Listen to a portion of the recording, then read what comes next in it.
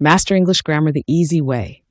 Our lessons feature English with subtitles to help you listen, read, and learn faster. Subscribe to level up your fluency today. Let's get started. This is not a single overnight operation. Chairman of the Joint Chiefs General Dan Kane and Secretary of Defense Pete Hegseth gave an update this morning on the widening war with Iran. We learned a lot here. First, that President Donald Trump gave the final go-ahead for this operation on Friday afternoon around 3:30 p.m. The U.S. military also confirmed that at least 4 U.S. service members have died so far, all in Kuwait. 18 have been seriously wounded overall. Secretary Hegseth said there are no U.S. boots on the ground right now, but did not rule out that possibility. Despite some of those answers, there are still a lot of unknowns here. Namely, how long will this last, and what exactly is the endgame here? This is not a so-called regime change war, but the regime sure did change, and the world is better off for it. Secretary Hegseth alluding to the death of Iranian Supreme Leader Ayatollah Ali Khamenei there, but it's not clear who will fill the power vacuum. Hegseth also pushed back on concerns that this war could soon become one of those forever wars that President Trump has long promised to avoid. This is not Iraq. This is not endless. I was there for both. Our generation knows better, and so does this president. He called the last 20 years of nation-building wars dumb, and he's right. This is the opposite. This operation is a clear, devastating, decisive mission. Destroy the missile threat, destroy the Navy, no nukes. President Donald Trump told CNN's Jake Tapper in a phone interview this morning that while we're, quote, knocking the crap out of them, the big wave is yet to come. When we come back, the fighting is not limited to Iran, not by a long shot. Stick around. So we've seen Iran strike back at U.S. targets and civilian areas across Gulf Arab states for days now, but yet another front has opened up in the conflict. Hezbollah and Israel have been trading strikes as the Iran-backed proxy group has jumped into the fray. Israel has responded by launching strikes into southern Lebanon and Beirut. Meanwhile, in Kuwait, the U.S. military said 3 U.S. fighter jets were accidentally shot down by Kuwaiti air defenses, all the pilots safely ejected. Meanwhile, back in Iran, the Red Crescent Society says at least 555 people have died there since the start of the operation. The war has already impacted gas prices here in the U.S. Americans are paying more at the pump, and steep increases are expected. Right now, you can expect to pay just under $3 a gallon for regular gas, which is up about 6 cents from last week. That's according to a AAA survey. And if traffic through the Strait of Hormuz remains at a standstill, 20% of the world's oil passes through that key route, oil prices could spike further. Oil prices surged and global stocks sank this morning on fears of a widening war. Global oil prices traded at their highest level in just over a year. Those spiking energy prices could influence midterm election results, and the first big primaries of the season kick off tomorrow. There is more news beyond the war, of course, and a headline here about teachers really jumped out. Teachers in America are working 2 jobs and barely getting by to make ends meet. A new Gallup survey found that 71% of public school teachers hold at least one additional job, and most of them do that work during the school year, like driving Ubers or waiting tables. According to the National Education Association, the average teacher salary last school year was just over $72,000. Rising costs and stagnant pay are contributing to burnout, with the survey saying only 28% of teachers say they're living comfortably on their household income.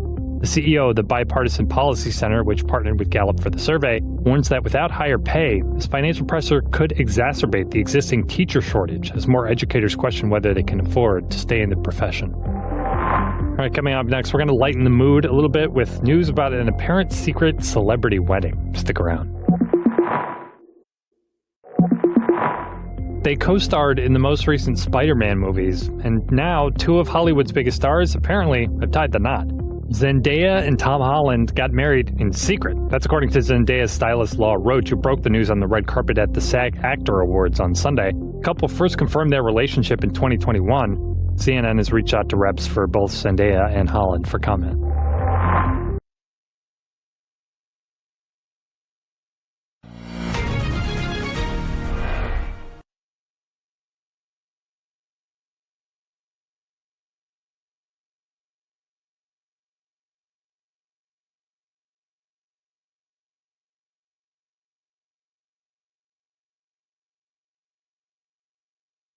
This is not a single overnight operation. Chairman of the Joint Chiefs General Dan Kane and Secretary of Defense Pete Hegseth gave an update this morning on the widening war with Iran.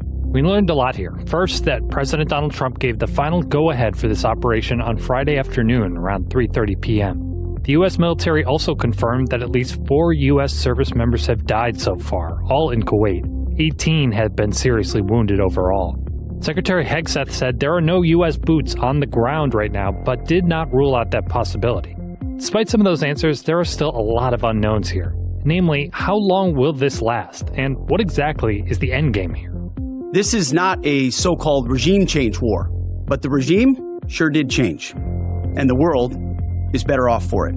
Secretary Hegseth alluding to the death of Iranian Supreme Leader Ayatollah Ali Khamenei there, but it's not clear who will fill the power vacuum. Hegseth also pushed back on concerns that this war could soon become one of those forever wars that President Trump has long promised to avoid. This is not Iraq. This is not endless. I was there for both. Our generation knows better, and so does this president. He called the last 20 years of nation-building wars dumb, and he's right. This is the opposite. This operation is a clear, devastating, decisive mission. Destroy the missile threat, destroy the Navy, no nukes. President Donald Trump told CNN's Jake Tapper in a phone interview this morning that while we're, quote, knocking the crap out of them, the big wave is yet to come.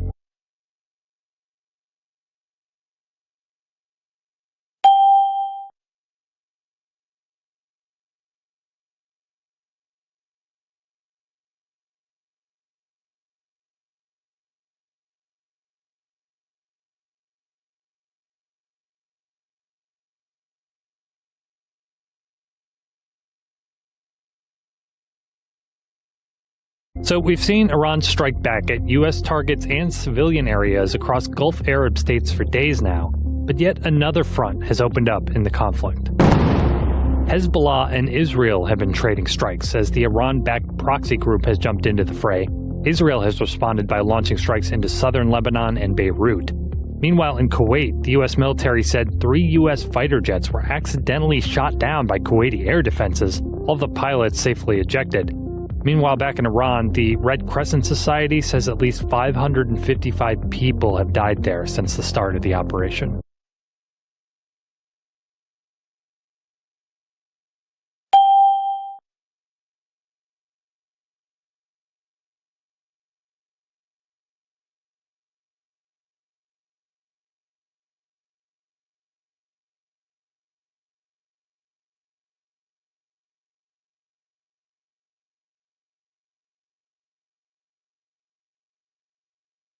The war has already impacted gas prices here in the U.S. Americans are paying more at the pump, and steep increases are expected. Right now, you can expect to pay just under $3 a gallon for regular gas, which is up about 6 cents from last week. That's according to a AAA survey. And if traffic through the Strait of Hormuz remains at a standstill, 20% of the world's oil passes through that key route, oil prices could spike further. Oil prices surged and global stocks sank this morning on fears of a widening war. Global oil prices traded at their highest level in just over a year. Those spiking energy prices could influence midterm election results, and the first big primaries of the season kick off tomorrow.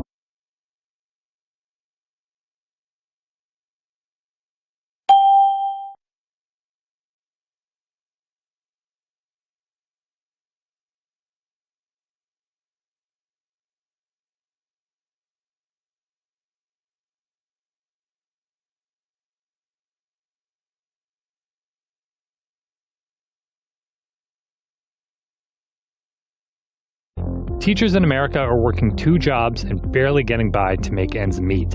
A new Gallup survey found that 71% of public school teachers hold at least one additional job, and most of them do that work during the school year, like driving Ubers or waiting tables. According to the National Education Association, the average teacher salary last school year was just over $72,000. Rising costs and stagnant pay are contributing to burnout, with the survey saying only 28% of teachers say they're living comfortably on their household income. The CEO of the Bipartisan Policy Center, which partnered with Gallup for the survey, warns that without higher pay, this financial pressure could exacerbate the existing teacher shortage as more educators question whether they can afford to stay in the profession.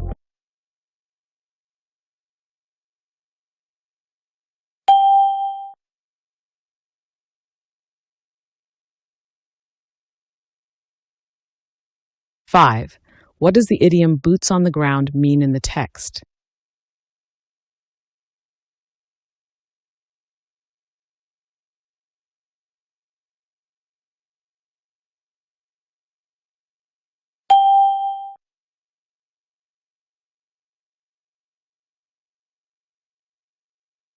6. To rule out a possibility means to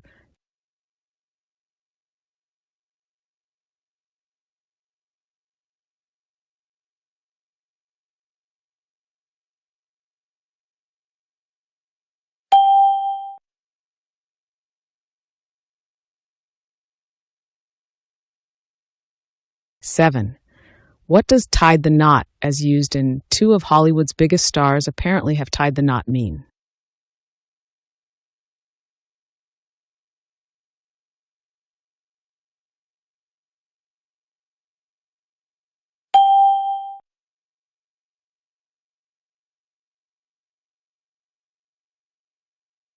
8. If a teacher is making ends meet, they are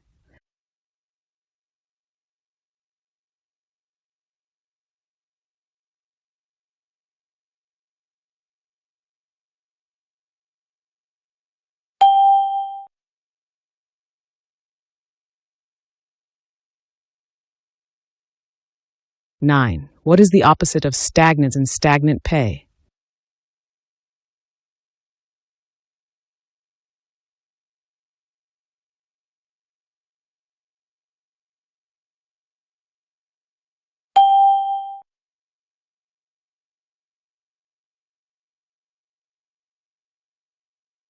10. Synonym for alluding to.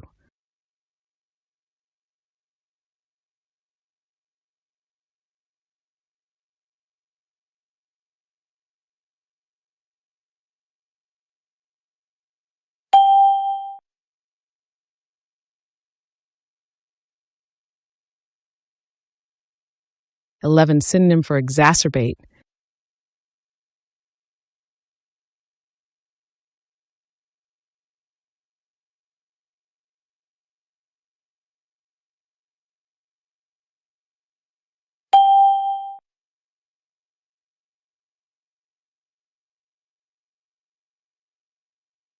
12. Synonym for spike regarding prices.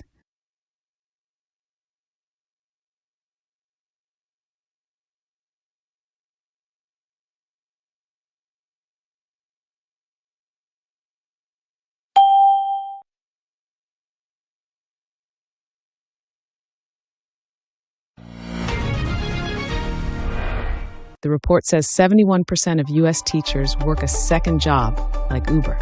Is this the same in your country, or are teachers paid well where you live? Please share your ideas in the comments.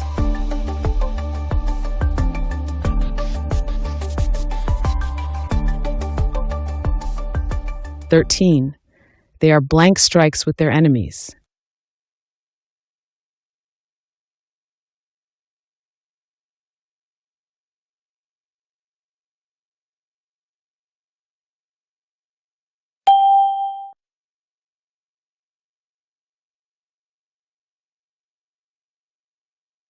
14. The war has blank impacted gas prices.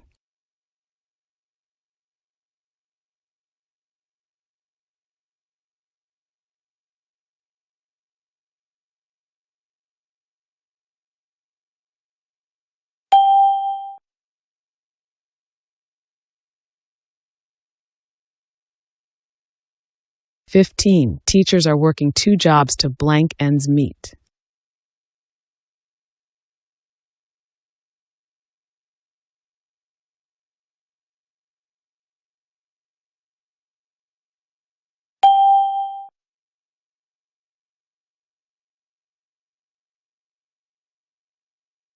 16.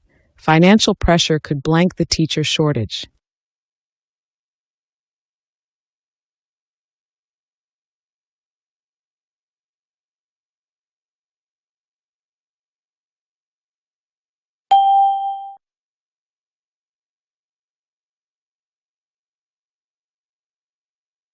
17. They gave an update blank the widening war.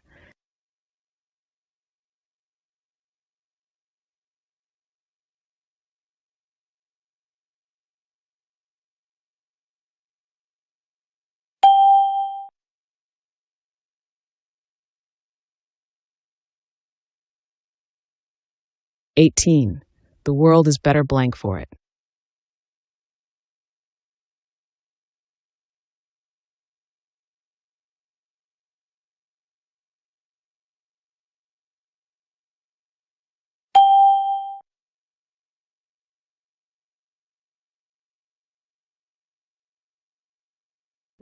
Hezbollah has jumped blank the fray.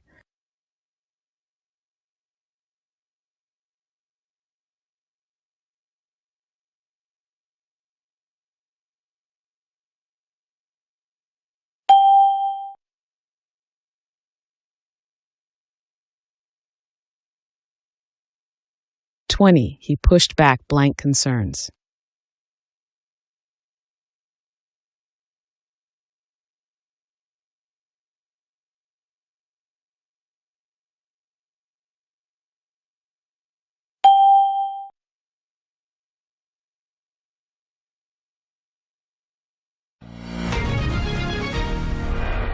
Thanks for watching English with Subtitles and English Grammar. Keep watching our daily English news for easy English learning. Don't forget to subscribe, like, and comment.